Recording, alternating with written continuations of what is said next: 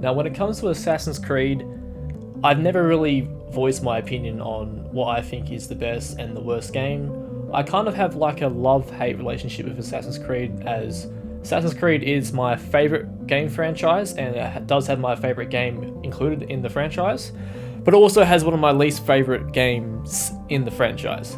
And by games I mean probably a good 5 of them, mainly the recent ones besides Origins, which I really just fucking despise. So now I'm doing a proper review on, like a kind of overview on basically my favourite game, like a ranking system, which I will outline the best and worst things about all the 12 main games. Won't include Odyssey. I won't include Liberation, Chronicles, or Bloodlines, or Rebellion, or what do you call it? Freedom Cry. I won't include those at all, and I will be including DLCs for the main games as well. I won't go into depth with the actual DLCs of most of the games, but I will be going into the main DLCs that, you know, can like really make the game better, like say Syndicate, the Jack the Ripper of DLCs, what I think Syndicate should have been. That's an example. So yeah, let's get into it.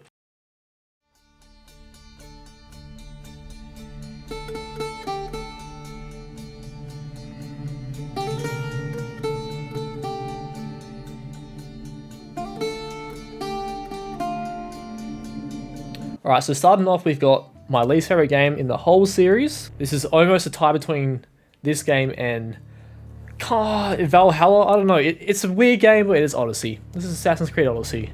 Assassin's Creed Odyssey is a game I see as proof of poor effort and a waste of time. Odyssey came out in 2018, 1 year after Origins. Odyssey is the second RPG type AC style game after Origins, and boy, do I have a lot to complain about. Firstly, the fact that it was released only 1 year after Origins instantly tells me that Ubisoft recycled Origins and reskinned it to look like ancient Greece, and ripped off naval and island locations of Black Flag. The plot is pointless to the main story of Assassin's Creed. The main characters remind me too much of Jacob and Evie Fry, which is good and bad. Evie was a decent character, I thought, but Jacob was a clown. His only good development was in the Jack the Ripper DLC. It feels like they tried to combine them with Alexios and Cassandra, but the fact that the characters are multiple choice at the start gives me less meaning to feel intrigued and interested in any way. Even though Cassandra is the canon character, I couldn't care less. I struggled to have the effort to finish this game in the main story because of pacing, poor storytelling, and overall level cap. I'm trying to think of something positive to say about this game, but I don't even know. The spear was cool, I guess, but it also is just like an abuse of the Isu lore. The graphics are good, but that doesn't even matter. Legit, graphics and gameplay do not matter in this instance at all. I have a strong opinion that this game should be called Odyssey, not Assassin's Creed Odyssey, or even a story from Assassin's Creed. I honestly think that Ubisoft could have released this game with an entire new universe and not have it related to Assassin's Creed at all. It feels like this game is perfect for RPG lovers, and people who don't care about good stories. That's why the game never was and never will be for me.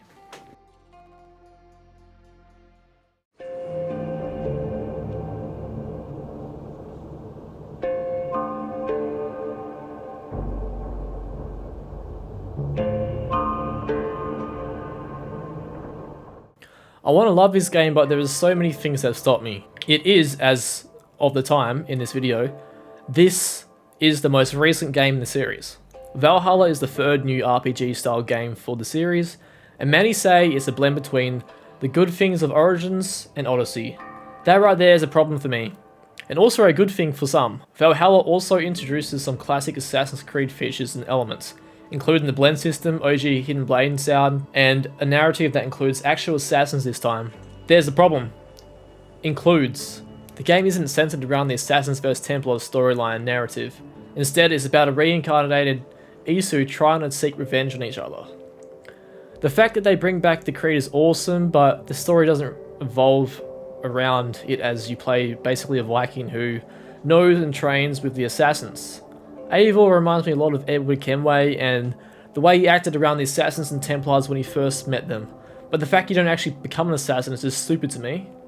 The game also ties into the Grand Temple history, and Isu from Assassin's Creed 3, I look at the start of Unity with the 1307 Knights Templar mission and I see a meaningful Assassin and Templar story than anything in this game. Keep in mind, this game sort of reminds me of portions of that intro, but I still think that the Burning Templar mission is what I think Ubisoft are truly capable of in these next-gen games.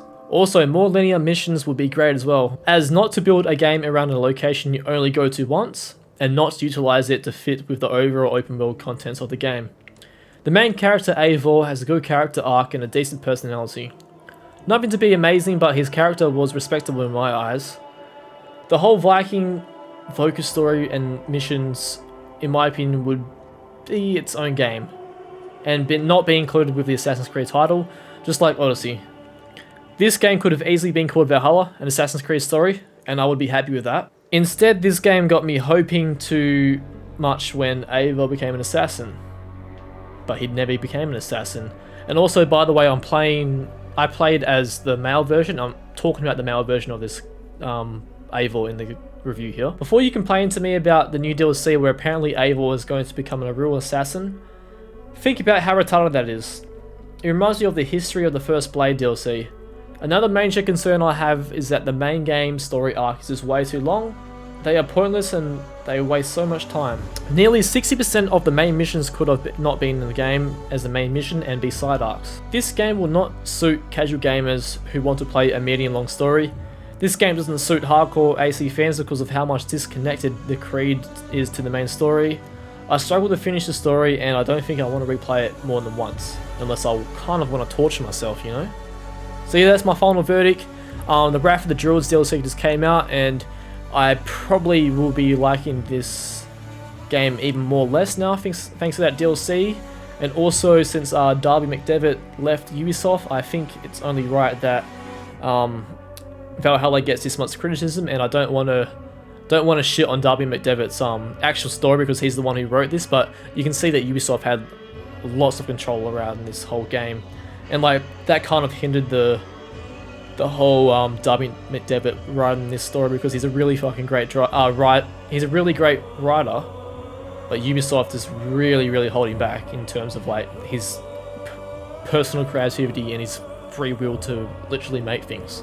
Ubisoft literally compromised the Brotherhood to make this game by making their main writers, like Darby McDevitt and the main writers from Odyssey and stuff, really fucking fall victim to the actual problems with the game, you know?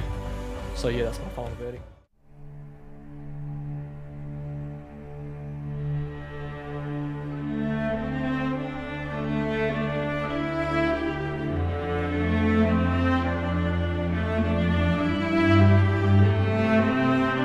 Assassin's Creed Syndicate is straight up what the fuck and why. What is this and no, just no. I've looked back recently and I think the same thing after finishing it. It was a mean game. Syndicate barely takes itself seriously. One of the biggest reasons is Jacob Fry. Like I said before, he's a clown, and the only real character development is in the Jack the Ripper DLC and his arc with the theater guy. What's this, Greenie? Assassin's Christmas. Piss poor in my opinion, but funny this quote is what you think about when you think about Syndicate. The Rooks is basically just assassin recruits but as a gang. The main villain reminds me of Pagan Min from Far Cry 4, but unfortunately he was just generic to me. Even though he is exotic for Victorian era, he doesn't appear as a major leading threat that the game leads you into the final battle. I'm surprised he wasn't a sage, considering the way Ubisoft do their things these days. The Victorian setting is alright, but no one really wanted it compared to the other potential settings like, Japan, India, or Egypt. You know, like fucking Greece. But what we got was shit anyway after the future, so Victorian era was never really the thing that we were supposed to get. Now, another thing that this game does wrong is the grapple hook. It's a Batman ripoff thing. I understand this game is very steampunk, but it's so ridiculous when you look at it. Also, the modern day is just some cutscenes. There is one scene that I like, is when Sean is talking about Desmond to the camera. The final fight between Otso, Bird and Galeno and Beck and Sean puzzles me. After HC3, Will, Beck and Sean had the Apple of Eden. Why didn't they use that to fight? I know you need the right EC genes apparently, but surely they could have made Galena use it. Now, some good things. Evie Fry. I really liked her as a character, not because she was just more serious than Jacob, but but I could actually see her coming back in the future throughout the series in some way. The romance between her and Henry had potential, at best. I could see a spin-off where Evie and Henry are in India in the 1800s. By the way, Evie and Henry actually did move to India after the game. So yeah, I do not like this game and I don't intend to replay it unless I want to torture myself. That's my final verdict.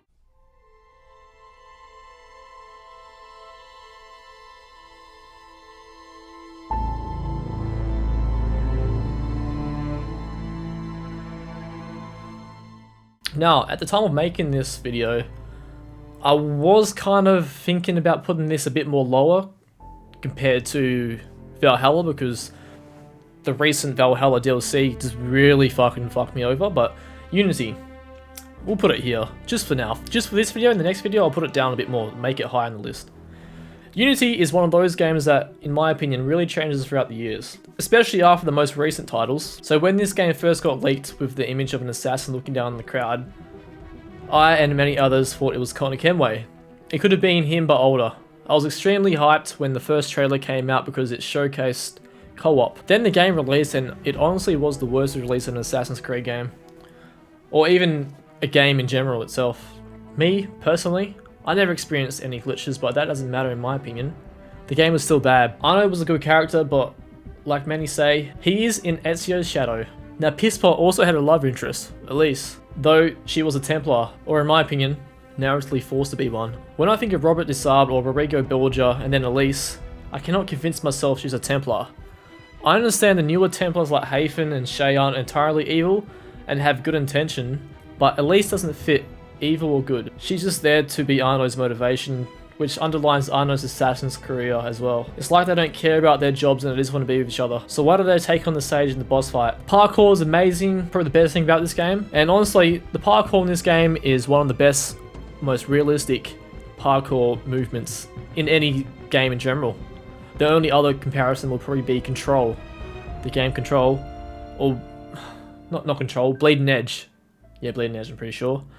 The start of the game started off pretty strong with like an anime flashback thing to Thomas DeCallion, and it tells you the origins of the Sword of Eden, but then later on you find the Sword of Eden by versing the sage, but it doesn't really make sense why they put that whole cutscene at the start and then doesn't really tie in at all besides the sword.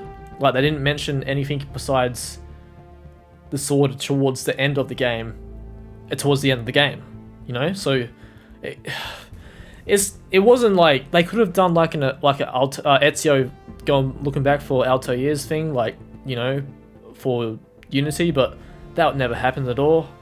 And yeah, so yeah, that's my strong opinions about this game. I think recently has been very hyped up by, you know, just the fact that people actually, mainly new people, are getting into like how the game looks. It probably is one of the best looking games to date. It breaks any PC if you try to run it. It's kind of like Crysis back in the day.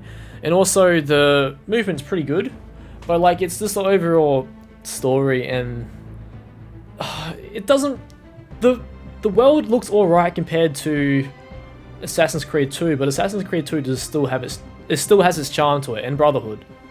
I would argue that I think this game does have a better city than Revelations, but nowhere as near as the Brotherhood and 2 cities. So yeah, that's my final verdict on this game.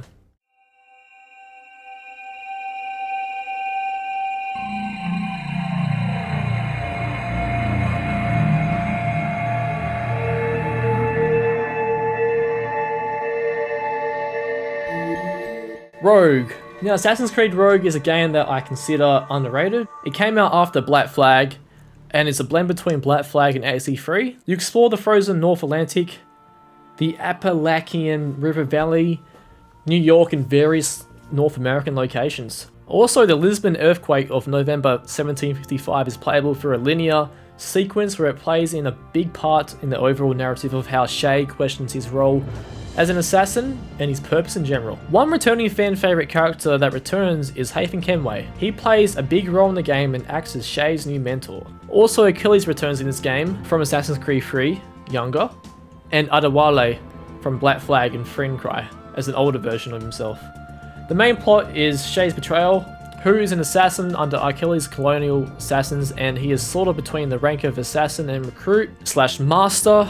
I must say that his betrayal isn't really a betrayal, as the reason he leaves the Creed is because the assassins are interfering with Isu artifacts that seem to hold the Earth's tectonic plates intact. The problem I have is that Shay leaves the assassins who were acting as bad as the Templars, but joins another group who literally don't want free will and want to control the world. Although it's shown that Hafen isn't in the same leadership as Rodrigo Borgia or even someone like Al Milim during their corruption. Hafen does have true motives of control. Like many say in Rogue, the assassins have been flipped as the bad guys in the game, but the way I see it is that the Templars and assassins are equally both evil. And Shay is portrayed as the balance of both good and evil in a way that instead of joining the Templars, he should have created his own creed. The plot is a bit forced to suit this persistent game, but Shay's character is something I really like. Now the locations is something that many people don't like, except for the North Atlantic. They basically copied and pasted New York from AC3 as the main thing about Rogue's version is that a section of New York was burnt down in AC3 and has been restored to show what it was like before the New York fires. I consider 1755 to 1785 in New York one of the most bland and boring cities to play in. Even after Rogue basically kind of, remastered it compared to the original version AC3, which was grey, and they added more things in the Rogue version, but it still doesn't really make the actual city fucking better. Also, the River Valley is completely inaccurate to the location of it in real life. I don't know why they would do this, but it doesn't make sense. The collectibles in this game are god awful, that are spread out on the map like spilt sugar on the floor. A big factor about this game is that it ends and ties directly into the Unity story as Shay kills Arno's father, which in Unity, one of the main reasons Arno becomes an assassin is to hunt down his father's killer, which is Shay. So having Shay as the final boss of Unity instead of the Sage would be logical, but no. Not even a bare mention of Shay in the game or DLC, at least I can believe. Now, I believe Rogue had potential to have a DLC of multiple options. They could have told the story of Hafen's early life in a DLC of the events like Rogue, or actually explain the reason of Ezio's blocks and possibly Shay going to North America and having conflict with Connor. There's so much potential here as a fourth colonial title and could even include Evelyn. But if there was going to be a DLC, I think it would be kind of like the Embers DLC, where they showed Ezio's life at the end of his life, of how he died.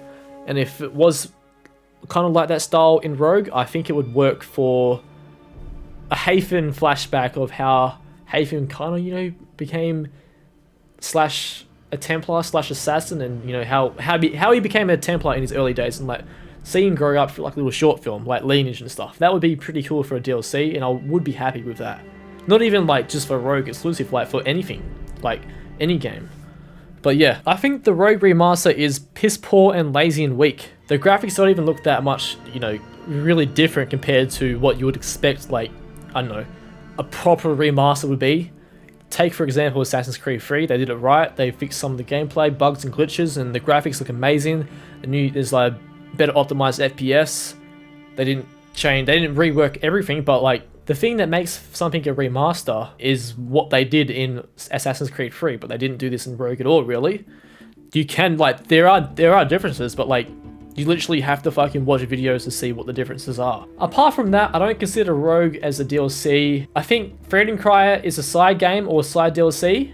I consider Rogue 100% a main game, but you could skip over it easily in terms of a marathon and overall plot to the main story. I don't think Rogue is a bad game, I think it's an average game. And if I were to explain it in simple terms, it's a balance between Black Flag and 3.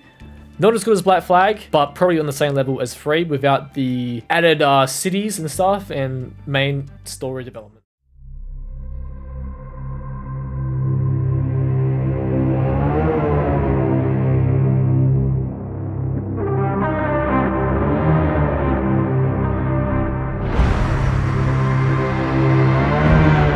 Origins is the first of the new RPG style games, and it was released in 2017. I swear it feels like it came out in 2016, but Origins is considered by many a great game and the best AC game we've had since Black Flag. Although to me the RPG style is lowered down compared to the Odyssey and Valhalla style, there still is level cap locations and weapons that require lots of grinding to unlock.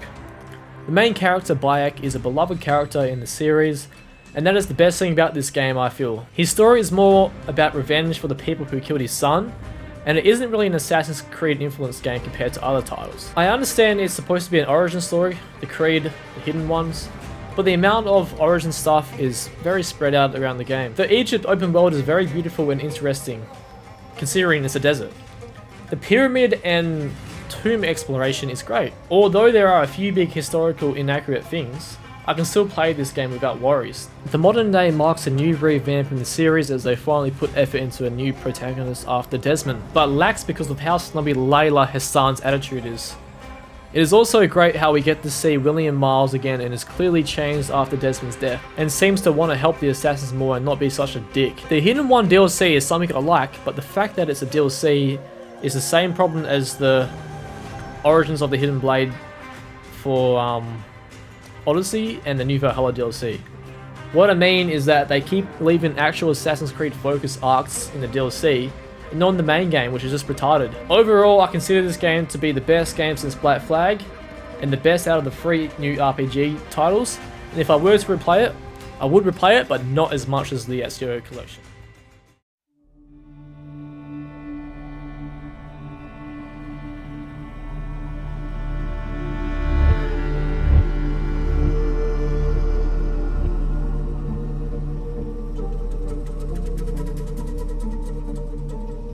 Assassin's Creed 3. Now, Assassin's Creed 3 is a very controversial game in the series. It kind of falls in the same league in Unity without the major bugs on release, even though there were some bugs, nowhere as near as Unity compared to like, Unity was on the same scale as Fallout 76, but yeah. The main reason people don't really like this game is a lot to do with Connor's attitude throughout the game. The setting has some great locations, but they were really bland locations like the New York and Boston cities. The frontier isn't exactly what I spent, but I spent hours of time just hunting rabbits and deers. Throughout the night, in the rain, and the storm, it was actually a pretty good experience for me when I was 12. The game starts off with Haven Kenway, who is one of the best things about this game. It follows his journey to North America and then how he established a Templar control and presence there. Although after you play as Connor, many people thought the game went down after. I personally thought Connor was an average main character, but had some really good moments. Some bad things about this game is that it felt unfinished in a sense, or that it was missing something.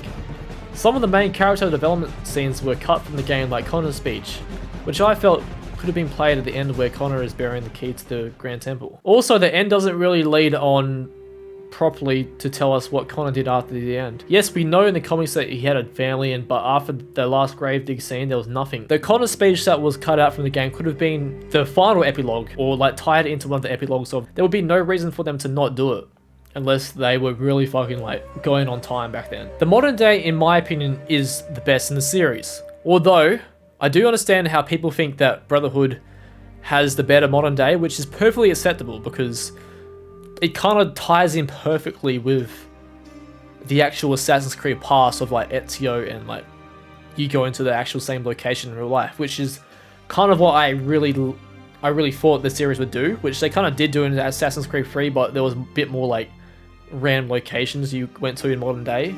But also, we'll talk about Brotherhood later. Although the gameplay of Desmond's skills is just a copy and paste of Connor's, Ubisoft really showed us hints of what potentially a modern day Assassin's Creed game would be like.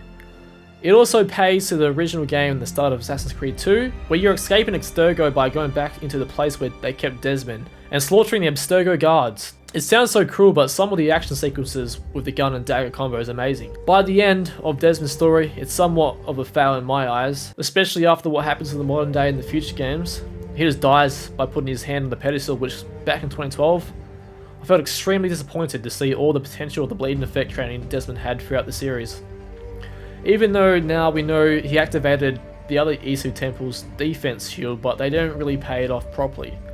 Overall, if I were to say how to fix Assassin's Creed 3 in a quick overview, I would say that the main cities need to be more detailed and vibrant. The multiplayer experience wasn't ready until Black Flag, so that had been excused, although the multiplayer was alright, I guess. Connor, Needed more scenes where he was happy and just like Connor's speech that got cut out from the game. More of that should have been included. The Mayan mission was awesome. It needed more tomb exploration in it. The DLC is good, but it's not the best. And the naval system is a main point why people love it, as it was the first to introduce it. Overall, I never hated this game, but I don't think it's the perfect Assassin's Creed. AC3 has a very special place in my heart as a child because it was the first game I pre-ordered.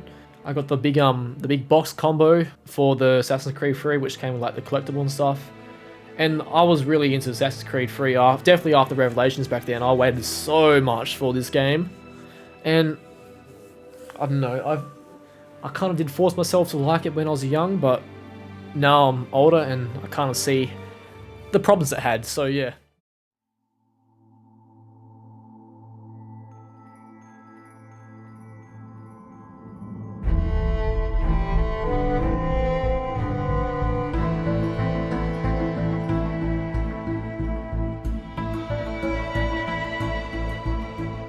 Black Flag is considered to be one of the best games in the series, and I totally respect that.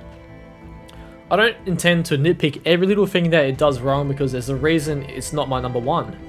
The game acts as a sort of prequel to AC3, but more relevant as a prequel to Rogue. The story of Edward is sad and amazing as it starts as him as a pirate who runs into an assassin who recently turned into a Templar.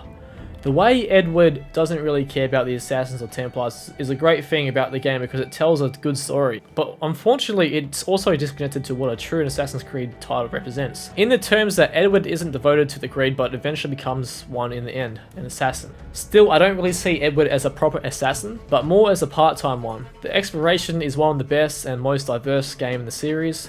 The Caribbean is beautiful, from the beaches, the jungles, the wildlife, ambient jungle and ocean sounds, the water and the rocks. Black Flag reminds me so much of Uncharted 1, even to mention that Francis Drake has references and actual items from the game. Also, the beaches of the Caribbean remind me so much of the beaches of where I live. The combat system isn't too advanced to later titles, as well as the stealth, but the stealth has improved slightly. The biggest thing about this game is the naval system.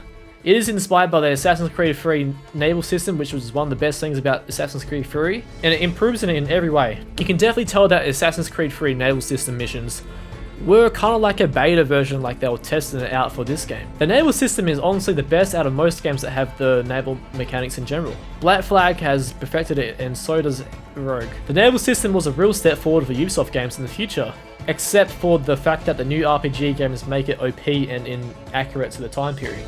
The modern day is a first-person perspective where you play as yourself working for an Abstergo game company.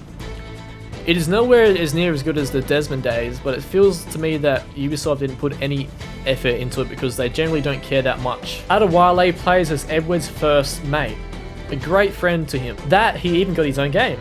The characters associated with Edward like Blackbeard and Bonnie, James Kidd and Adewale feel very impactful when you interact with them, especially how the end shows Edward reminiscing on his friends sitting at the table. That's one of the best scenes in like the whole Assassin's Creed game compared to like the end of Revelations, is where Edward looks at the table and all his most of his mates who had died are sitting at the table just having a good time, and you know, he's imagining it, but like, you know, he's imagining a good time of what like he's basically imagining his whole journey throughout his part of the assassin's life, through his part of the pirate/assassin life period. Overall, I feel Black Flag feels more of its own thing with the whole Creed side of things, but not in a major part in the story compared to others. Black Flag is one of the best games in the series, and it's a beautiful experience to play the story and explore the game in general.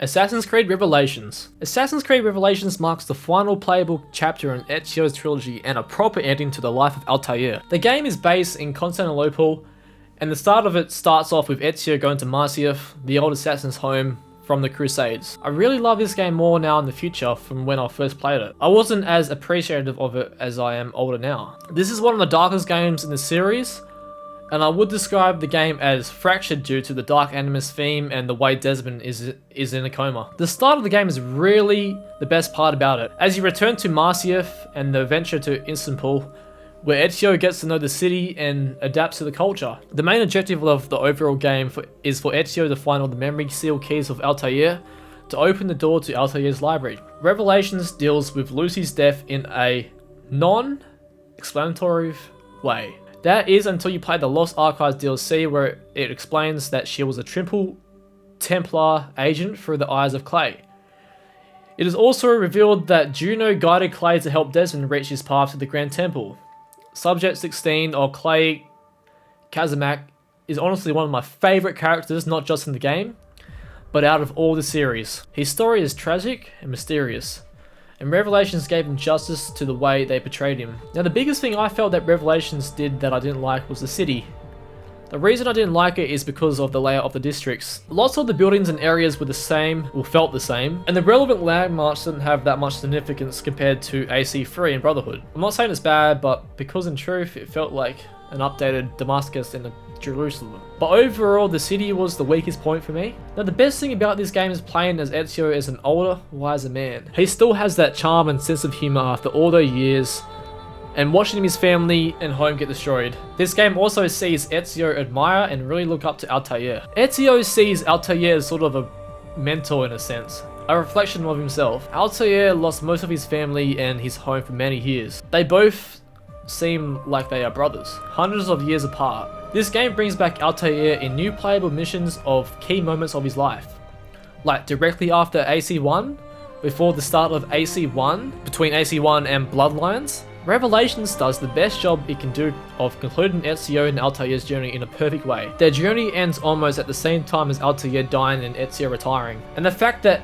Ezio talks to Altair in a linear way is amazing. It's sad that Altair died in the way that he was alone, but I like to think that Altair died on the same day that he sat down, and he did so peacefully. Revelations wraps up so good. The only critique I have is that the very end where you see Desmond has the pedestal code thing on his arm for a brief second, and it barely gets explained in AC3, but apart from that, its ending was good.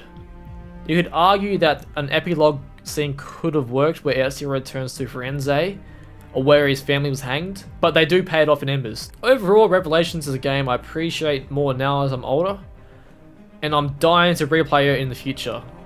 It summarizes Ezio's and Altair's story beautifully, and the positives outweigh the negatives. Revelations is a true Assassin's Creed game, and should be an example of these new games like Valhalla and Odyssey of what to do and what to be more like.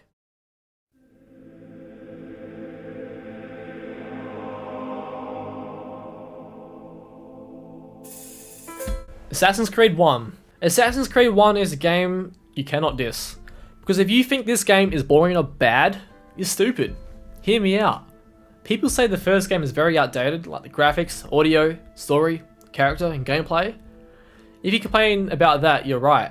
But you're also completely wrong. The reason you're wrong is that this game came out in 2007. And for 2007, it was groundbreaking.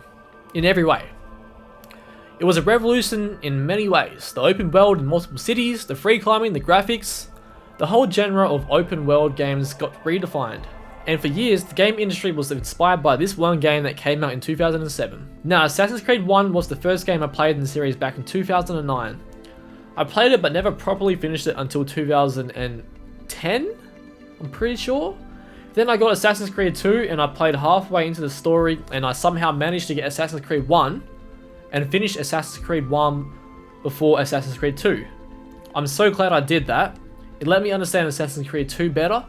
And then I later on went to replay Assassin's Creed 2 from the start without spoiling the end, so I played Assassin's Creed 2 with knowing the full story. This game is so nostalgic for me. The soundtrack, sound effects, characters, cities, and Altair. Altair was so cool to me back in the day. Although people do say his character is too serious and bland, I still see him as a badass to this day. I could have liked him to have a bit more dialogue, and also there was some like animus limitation things like the face rendering or some shit. I don't know. Apparently there was something wrong with, well, if you think about it, there was something wrong with the voice thing and the animus voice and the face recognition back in the day for AC1. But that kind of didn't really fucking make a difference towards Altair as a character, you know?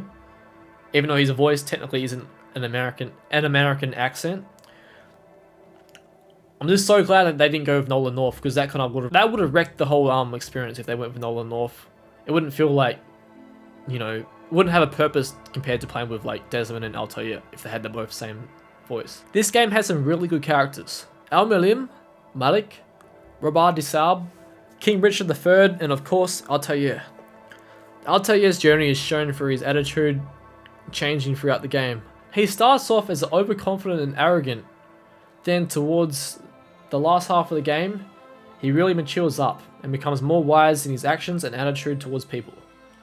His relationship to Malik is a way of seeing his progress as a character, and in the end, Malik forgives him and fights with him in the final fight. But Altair's best relationship is with Al-Mualim.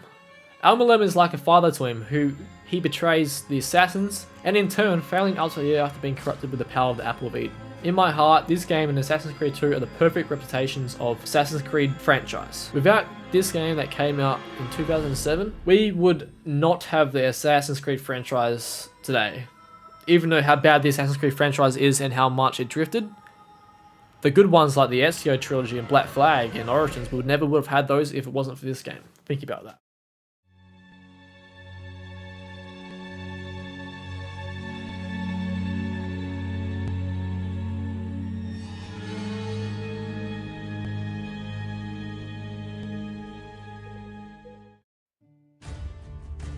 Assassin's Creed Brotherhood. Many consider Assassin's Creed Brotherhood the best game in the franchise, and for good reason. It follows directly after AC2. The city of Rome is beautiful, the gameplay, graphics and overall performance has improved a lot. I consider Brotherhood the perfect sequel of another perfect sequel. I don't think it's the best, but in saying that, if AC2 had the same upgrades as Brotherhood, AC2 would be miles ahead.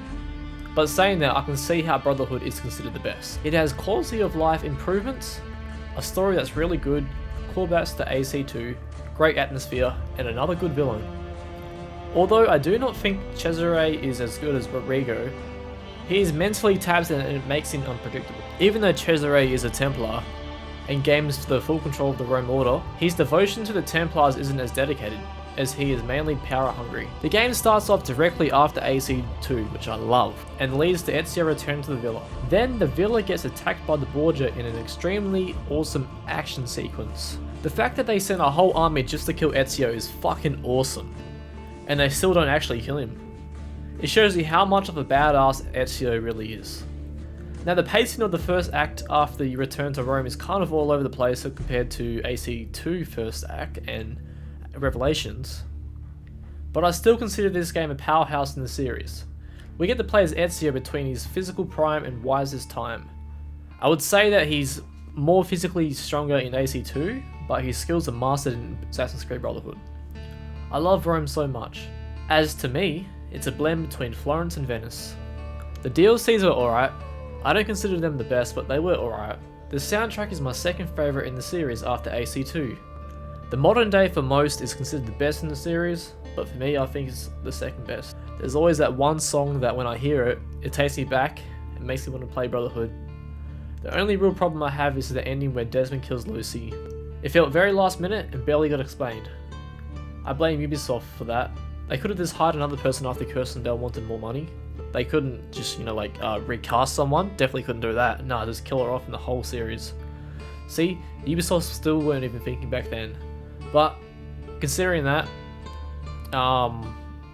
considering what Ubisoft have done recently to the modern day and the whole Assassin's Creed, I don't really care anymore. So I think this game is one of the best games in the series, personally. I consider it the second best. I see how some people think it's the first, but I still consider it the second best because of Assassin's Creed 2 is the original, and it just, I don't know, it just hits me a bit more in terms of nostalgia and just gets me in the feels. But Brotherhood really does the same thing in terms of replaying it back as a young kid when I was. It was so fucking amazing. This AC 1, 2, 3, Revelations, Black Flag, all these games, But mainly the Ezio trilogy and Assassin's Creed 3 are the ones that really get me. They really give me that nostalgic high, which I'm thinking about it right now. I'm thinking about that soundtrack in Brotherhood where, like, you know, just roaming around the city and that soundtrack comes on and just fucking, it takes me back to Brotherhood so much. It takes me back to climbing the Colosseum, going along the rooftops of Rome, free running across the aqueducts. Oh man. Yeah, this is definitely the second best in my list, and I'm proud of it. It's a beautiful fucking game, honestly.